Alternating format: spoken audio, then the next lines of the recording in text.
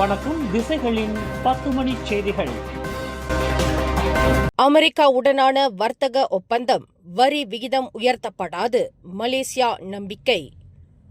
அமெரிக்க அதிபர் Donald Trump நாளை ஞாயிற்றுக்கிழமை கோலாலம்பூர் வருகையின் போது அமெரிக்காவுடனான வர்த்தக ஒப்பந்தத்தில் கையெழுத்திடுவார் என்று எதிர்பார்க்கப்படும் நிலையில் வரி விகிதம் உயர்த்தப்படாது என்று மலேசியா நம்பிக்கை கொண்டுள்ளது. 47வது ஆசியான் உச்சநிலை மாநாட்டில் அமெரிக்க அதிபர் கலந்து கொள்ளும் பட்சத்தில் அமெரிக்காவிற்கும் மலேசியாவிற்கும் இடையிலான வர்த்தக ஒப்பந்தத்தில் கையெழுத்திடப்படும் என்று எதிர்பார்க்கப்படுவதாக வெளியுறவு அமைச்சர் டத்தோஸ்ரீ முகமது ஹசன் நம்பிக்கை தெரிவித்துள்ளார். கோலாலம்பூரில் நாளை அதிகாரப்பூர்வமாக தொடங்கவிருக்கும் ஆசியான் உச்சநிலை மாநாடு தொடர்பாக இன்று சனிக்கிழமை நடத்திய செய்தியாளர்கள் கூட்டத்தில் முகமது ஹசன் இதனை தெரிவித்தார். மலேசியா தற்போது 19 விழுக்காடு வரி சலுகையை அனுபவித்து வருகிறது. மின்சாரம் மற்றும் மின்னணுவியல் ஏற்றுமதிக்கு சுழியம் வரியாகும். மின் உற்பத்தி சார்ந்த 60 விழுக்காட்டு பொருட்களை மலேசியா ஏற்றுமதி செய்து வருகிறது. நடப்பு வரி விகிதம் உயர்த்தப்படாமல் தொடர்ந்து நிலைநிறுத்தப்படுமானால் மலேசியா மகிழ்ச்சி கொள்ளும் என்று முகமது ஹசன் குறிப்பிட்டார். மலேசியாவின் ஏற்றுமதி பொருட்களுக்கு 25 விழுக்காடு வரியை அறிவித்த அமெரிக்கா கடந்த ஆகஸ்ட் மாதம் அதனை 19 விழுக்காடாக குறைத்ததையும் முகமது ஹசன் சுட்டிக்காட்டினார். மழைக்காலம் தொடங்கியுள்ள வேளையில் இவ்வாண்டு இறுதியில் பல்வேறு மாநிலங்களில் வெள்ளம் ஏற்படலாம் என்று எதிர்பார்க்கப்படுவதாக துணை பிரதமர் டத்தோஸ்ரீ அமர் ஜயிட் ஹமிடி தெரிவித்துள்ளார். அதேவேளையில் ஆண்டு இறுதியில் ஏற்படக்கூடிய வெள்ளம் கடந்த ஆண்டைப் போல மிக மோசமான அளவில் இருக்காது என்று வானிலை ஆய்வுத்துறையான மெட் மலேசியா ஆருடம் கூறினாலும் மக்கள் மிகுந்த எச்சரிக்கையாக இருக்கும்படி துணை பிரதமர் கேட்டுக் கொண்டுள்ளார். சிங்கப்பூர் பிரதமர் லாரன்ஸ் வாங் 47வது ஆசியான் உச்சநிலை மாநாட்டில் கலந்து கொள்வதற்காக மலேசிய தலைநகர் கோலாலம்பூர் செல்வதாக அந்நாட்டு பிரதமர் அலுவலகம் வெளியிட்டுள்ள அறிக்கையில் தெரிவித்துள்ளது. நிதி அமைச்சருமான வாங் ஆசியான் மாநாட்டில் பங்கேற்பதுடன் அதன் தொடர்பான மற்ற மாநாடுகளிலும் கலந்து கொள்வார் என்று அந்த அறிக்கையில் தெரிவிக்கப்பட்டுள்ளது. ஆசியான் அமைப்புக்கு தலைமைத்துவ பொறுப்பேற்றிருக்கும் மலேசியா அனைவரையும் அரவணைத்தல், நீடித்த நிலைத்தன்மை எனும் கருப்பொருளுடன் மாநாட்டிற்கு ஏற்பாடு செய்துள்ளது. உலகளவில் நிலவும் அரசியல் பொருளியல் சவால்களுக்கு இடையில் முன்னோக்கிய பிணைப்புமிக்க மீள்திறன் கொண்ட ஆசியானை உருவாக்க இந்த வட்டாரம் எடுக்கும் முயற்சிகள் குறித்து இந்த மாநாட்டில் முக்கியமாக விவாதிக்கப்படவிருக்கிறது. ஆசியானின் 11வது உறுப்பு நாடாக திமோர் லெஸ்தே இன்று அதிகாரப்பூர்வமாக ஏற்றுக்கொள்ளப்பட்டுள்ளது. அத்துடன் அணுவாயுதம் இல்லாத தென்கிழக்காசிய பிராந்திய உடன்பாடு சாசனத்திலும் அது இணைந்தது.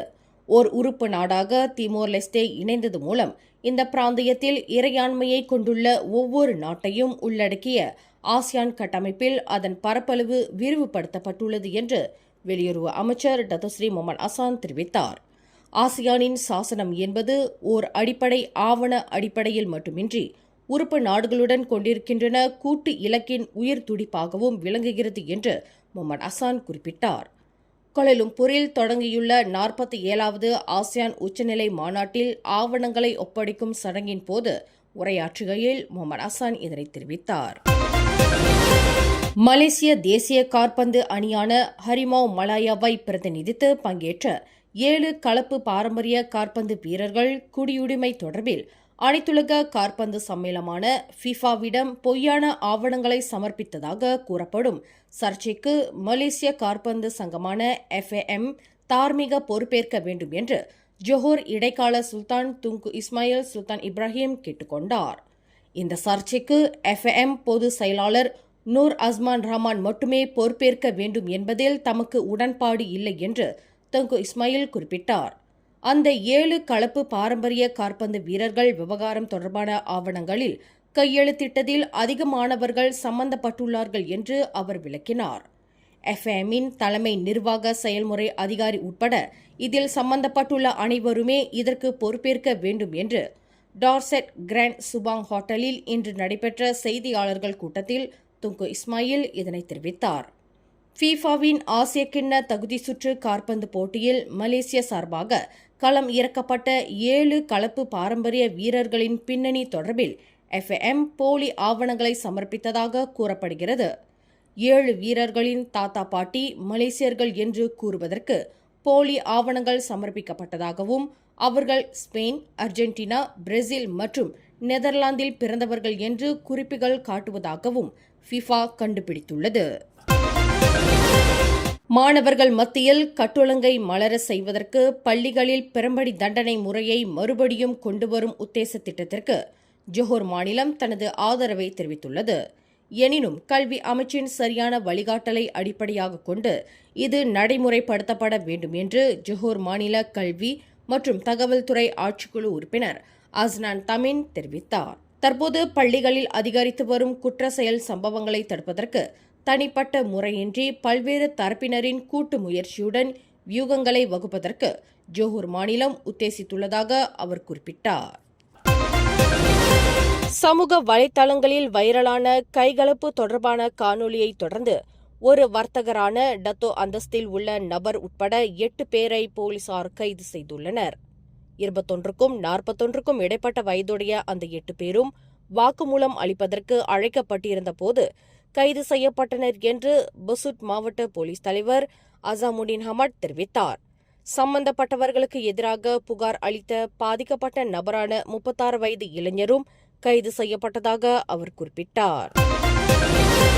வரும் பொது தேர்தலில் தொகுதிகளில் மும்முனை போட்டி ஏற்படுவதை தவிர்ப்பதற்கு பரிகாத்தா நேஷனலுடன் ஓர் ஒப்பந்தம் செய்து கொள்ளப்படுவது தொடர்பில் மலேசிய சோசியலிஸ்ட் கட்சியான PSM தனது உயர்மட்ட தலைவர்களுடன் விவாதிக்கும் என்று அக்கட்சியின் தலைவர் டாக்டர் மைக்கேல் ஜெயக்குமார் தேவராஜ் தெரிவித்துள்ளார்.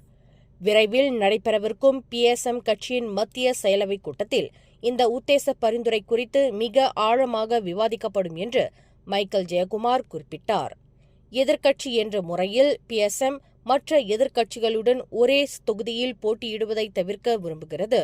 எனினும் PSM இன மற்றும் மத அடிப்படையிலான அரசியலுக்கு முரண்பட்டது என்பதில் கட்சி உறுதியான நிலைப்பாட்டை கொண்டிருப்பதாக அவர் விளக்கினார்.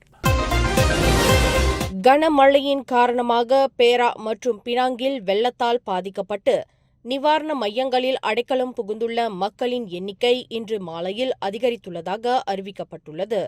எனினும் கிடாவில் வெள்ளத்தால் நிவாரண மையங்களில் தஞ்சம் புகுந்தவர்களின் எண்ணிக்கை குறைந்துள்ளது.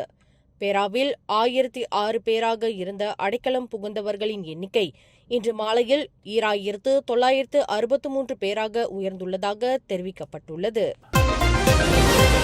கோலாலம்பூர் தமான் டேசா MRT ரயில் வளாகத்தில் வேலி வெட்டப்பட்டு அத்துமீறி நுழைந்த சம்பவம் தொடர்பில் போலீசார் விசாரணை செய்து வருவதாக பிரிக்ஃபீல்ட்ஸ் மாவட்ட போலீஸ் தலைவர் ACP ஹூ சங் ஹுக் தெரிவித்தார். இச்சம்பவம் தொடர்பில் இன்று மதியம் 12:41 மணியளவில் புத்ராஜயா MRT ரயில் வழித்தடத்திற்கான உதவி போலீஸ்காரர்களிடமிருந்து தாங்கள் புகார் பெற்றிருப்பதாக அவர் குறிப்பிட்டார். MRT ரயில் சேவைக்கான சமிஞை மற்றும் தொலைத்தொடர்புக்கான கேபிள் கம்பிகள் வெட்டப்பட்டு இருப்பது கண்டுபிடிக்கப்பட்டுள்ளதாக அவர் குறிப்பிட்டார். இந்த சம்பவம் காரணமாக MRT புத்ராஜயா வழித்தடத்திற்கான ரயில் சேவையில் இன்று தடங்கல் ஏற்பட்டுள்ளதாக ஊடகங்கள் தெரிவித்துள்ளன. நிலச்சரிவு காரணமாக மூடப்பட்டுள்ள பினாங்கு பாலேபுலாவ் ஜாலான் துன் சர்டான் சாலை இன்று திறக்கப்படும் என்று அறிவிக்கப்பட்டிருந்த நிலையில் அந்த பிரதான சாலை பிரிதொரு நாளில் அனைத்து போக்குவரத்துகளுக்கும் திறக்கப்படும் என்று தெரிவிக்கப்பட்டுள்ளது.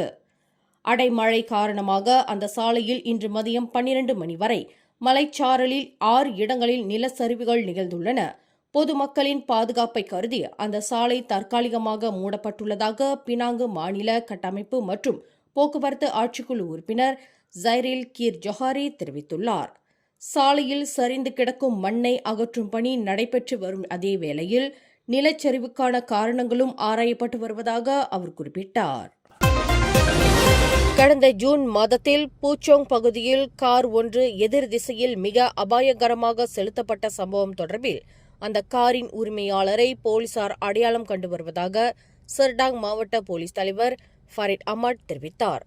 மற்ற வாகன ஓட்டிகளுக்கு ஆபத்தை விளைவிக்கும் வகையில் செலுத்தப்பட்ட அந்த கார் குறித்த காணொலி சமூக வலைதளங்களில் வைரலானதைத் தொடர்ந்து அந்த காரையும் அதன் உரிமையாளரையும் போலீசார் அடையாளம் கண்டு வருவதாக அவர் குறிப்பிட்டார். பூச்சோங் ஜாலான் முர்போக்கில் நிகழ்ந்த இந்த சம்பவத்தினால் தனது பாதுகாப்பு குறித்து அச்சப்பட்ட வாகனமோட்டி ஒருவர் கடந்த ஜூலை 27ஆம் தேதி போலீசில் புகார் செய்திருப்பதாக ஃபரிட் அஹ்மத் தெரிவித்தார்.